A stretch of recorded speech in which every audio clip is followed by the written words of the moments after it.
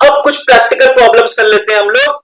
देखो, अब लोग कहते हैं यार ये सेट थ्योरी तो बहुत आसान है, इसमें क्या है, तो बहुत इजी है।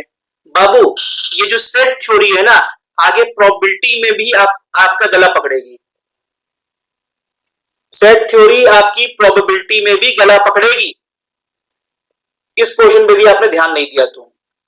ठीक है, तो ये पोर्शन क्या है बेसिकली, इसका मतलब क्या है, n A union B. N A union B, A B क्या है, number of element in set this. इस सेट में कितने एलिमेंट है ये बताता है। तो अब ये बात बताओ कि ये एक सेट है ए और ये सेट है बी। ठीक है, तो हमने ये बोला एन ए यूनियन बी।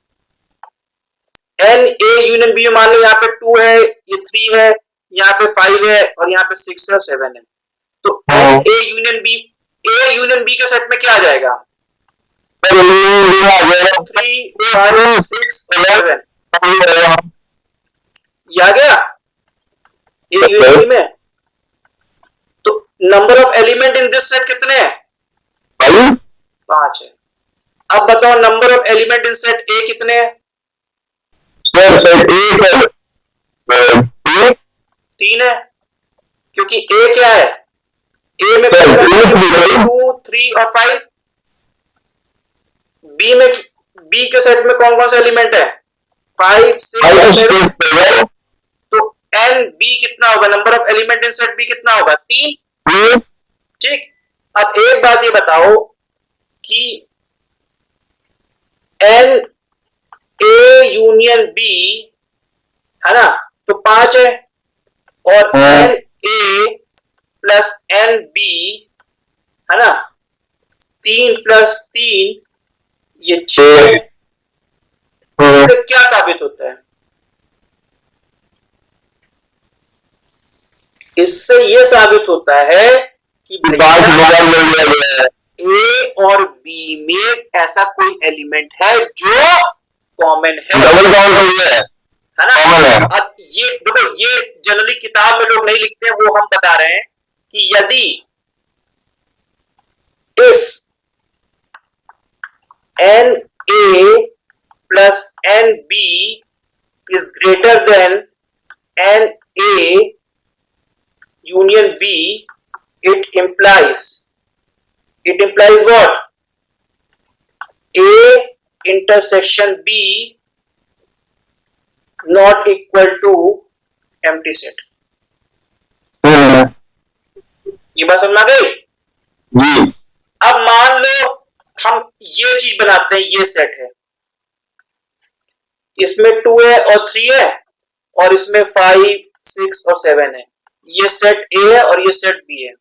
ठीक है, तो number of element in set A कितने हैं, 2। Number of element in set B कितने हैं, 3। ठीक है, और number of element in A union B कितने हैं, 3 4 5। ए यूनियन बी के सेट में क्या आ रहा है, ए यूनियन बी के सेट में 7। ठीक है, तो अब एक बात बताओ, इस केस में क्या पता लगा, एन ए यूनियन बी और यहां पर एन ए प्लस एन है, ये 2 है और ये 3 है और ये 5 है, 5 इक्वल टू 5। इसका मतलब ये दोनों इस केस में इक्वल है। इसका मतलब क्या है, जब ये दोनों इक्वल हो जाते हैं, इसका मतलब ये जो सेट है डिसजॉइंट सेट्स है। यस, प्रोबेबिलिटी में यूज होगा बहुत जगह। समझ में आ गई बात। यस, यदि इस केस में ये इक्वल है और ये पड़ता है, इसका मतलब इंटरसेक्शन में कुछ है। तो इंटरसेक्शन में कुछ है तो वो जो है वो एक बार माइनस करो। इस वाले केस में क्या था, इस वाले केस में ये एक बार काउंट हुआ, ये ऐसे, ये चीज 2 बार ना काउंट हो गई, ये वाला हिस्सा, तो ये वाला एक हिस्सा माइनस करना होता है, तो number of element in A intersection B minus किया जाता है। क्लियर होगी बात? तो इसका मतलब यही हो गया कि यदि एन ए यूनियन बी इनके बराबर है, इसका मतलब ए इंटरसेक्शन बी में कोई एलिमेंट नहीं है। ये क्या, number of element in A intersection B, इसका मतलब क्या है, ए बी डिसजॉइंट सेट्स हैं। क्लियर बाबू? बस ये छोटा सा फॉर्मूला, नन्हे नन्हे फॉर्मूले हैं, नन्ही नन्ही कॉन्सेप्ट है ना? कोई फॉर्मूला तो रटना नहीं, बस कॉन्सेप्ट ही है और समझना है, रटना कुछ नहीं है। और यही प्रोबेबिलिटी में आगे जान लेगा यदि इसमें थोड़ी सी कोताही कर दोगे। तो ये पोर्शन ए माइनस बी है, ये B minus A intersection B है, बता चुके हैं। अब आपको क्वेश्चन दिया है ए माइनस बी 10 है, बी 50 है और ए 20 है। अब ये फाइंड करो। देख के घबरा गए? देख के घबरा गए?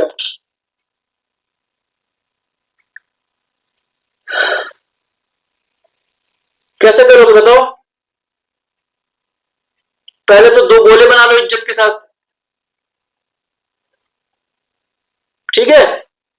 अब इसने कहा, अब इसमें नामकरण कर दो, डरो मत, स्टेप बाय स्टेप चलो। बी है, अब इसने कहा number of element in B, B में कितने हैं? 50 है।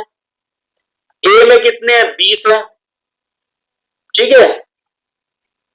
ए में 20 है और ए माइनस बी में 10 है।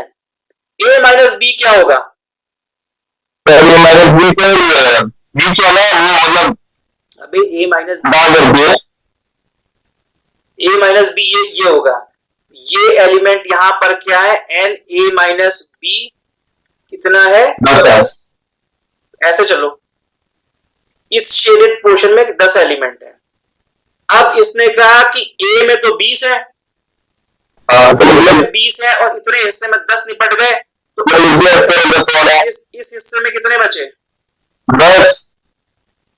इस हिस्से में कितने बचे? 10 बचे। तो सीधे सीधे यहां पे आ जाओ, एन ए इंटरसेक्शन बी में 10 है। अब बी बाबू में कितने हैं? 50। बी में 50 है ना, इस पूरे में 50 है, 10 इस हिस्से में आ गए, ठीक है?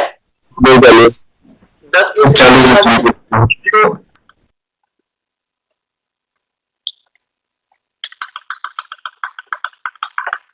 तो इस वाले हिस्से में क्या होगा? ये क्या है? एन बी माइनस ए, तो इसमें कितना होगा? 40। बस 40 है। क्या पूछ रहा है? एन बी माइनस ए पूछ रहा है और ये पूछ रहा है, ठीक है? आ गया? तो देखो, ऐसे देखोगे तो घबरा जाओगे, है ना?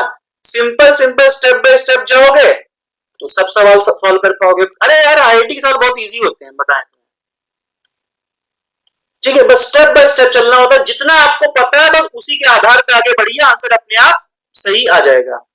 अब इन्होंने ये कहा कि मान लो यूनिवर्सल में 90 एलिमेंट है, इसमें ए यूनियन बी में कितने एलिमेंट आ रहे हैं बताओ?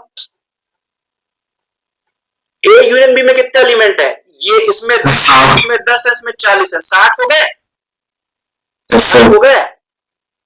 यहाँ पे एन ए यूनियन बी में कितने एलिमेंट है? इस पोर्शन में 10 है, इस पोर्शन में 10 है, इसमें 40 है, 60 एलिमेंट हो गए। तो अब ये बताओ, यूनिवर्सल में तो 90 है, तो ए यूनियन बी कॉम्प्लीमेंट में कितने होंगे? ए यूनियन बी कॉम्प्लीमेंट क्या हो गया? Universal minus A union B, है ना? तो number of element in universal minus यहाँ पे number of element in A union B. Number of universal कितना है? 90 और इस वाले में कितना है? 60। कितना हो गया? मतलब 30 एलिमेंट इन दो गोलों के बाहर है कहीं पर, और इस रेक्टेंगल के अंदर कहीं पर है, ठीक है? क्लियर हो गई बात? समझ में आ गई प्रभु? Yes sir.